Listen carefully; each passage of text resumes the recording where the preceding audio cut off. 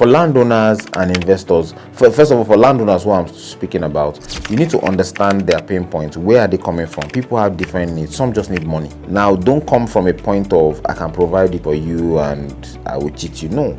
Just come from a point of, okay, maybe I should provide an alternative accommodation if you're leaving the place to relocate somewhere else to come back. Now, are you coming back to a house you want to live in, or are you coming back to a house that you need cash flow? That can be the difference between a terrace and a 2-bed. Architects are always the best to do this, because you now begin to now solve problems for them architecturally. So as opposed to some developers that know that they've paid an architect for a design, and the landowner is saying, no, I want this, and they're like, no, this is what you must do, because they've already paid and they don't want to go and pay more to the architect. But as an architect, you can come in and say, look, what are you looking for? Can I do something differently on your own unit so that you can accommodate this thing you want?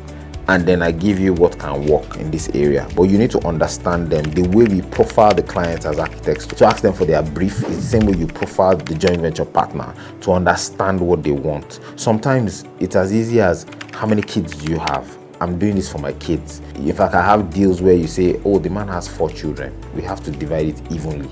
So we now begin to backwardly integrate and think of, okay, because it's 4 children, then we need to do something that can give him 4. So what can you do that can give him 4? And if you can't work, yes, you can tell them you can't work. But you see, it's different, because a developer will come and say, I don't care if you have 4 children.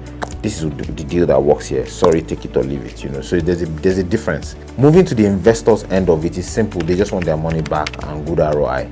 Don't overdo it. Don't overkill it. If you know you can't make up the ROI, because there are certain areas that cannot give you the margins you're looking for. For us, what we try to do is come a little lower, and if we can impress them, because you want them to come back, impress them.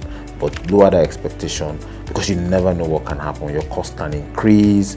There can be some drag. Sales, people might be slow to pay.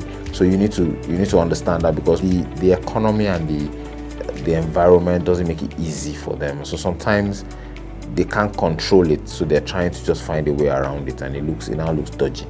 So if any of these developers drop themselves in the UK, drop themselves in the US, have funding, 1 digit, once you get your approval, nobody's coming to block the place or lock it. Landowners are not going funny. They will be more successful there.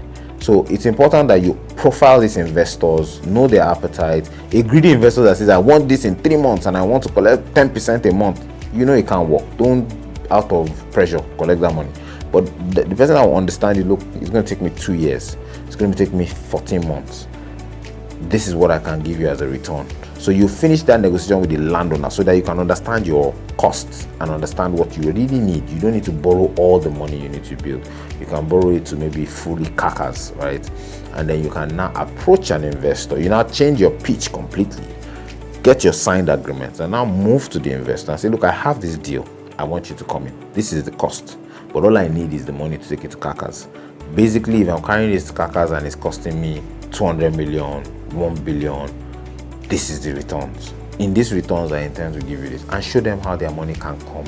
And then also transparency. What we do as an organization is that even if you want to give us the money, we tell you we already have our schedule of what we want to pay for.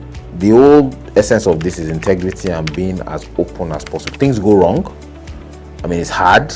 People are very aggressive when it comes to money. I think in the art of that negotiation itself, just make it look like you are looking out for them, and make sure it's a win-win situation. So you cannot shoot yourself in the foot, because some might be greedy. You have to tell them, look, it can't work, and be happy to walk away.